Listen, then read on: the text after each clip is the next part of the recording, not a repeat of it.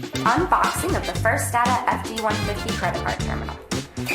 As soon as you open the box, you're going to see the FD150 credit card terminal wrapped up in this blue plastic to protect it.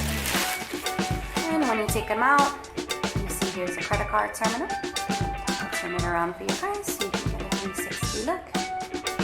There you go. Side to side. Also, in the box, you have an extra roll of paper. You have your cabling, so attach your terminal to the wall. And you have a couple other things in here. Here's a phone line cable. We usually connect the terminal to Ethernet, but it's here if you want to connect it to your phone line. And last but not least, you have your installation guide. Very helpful.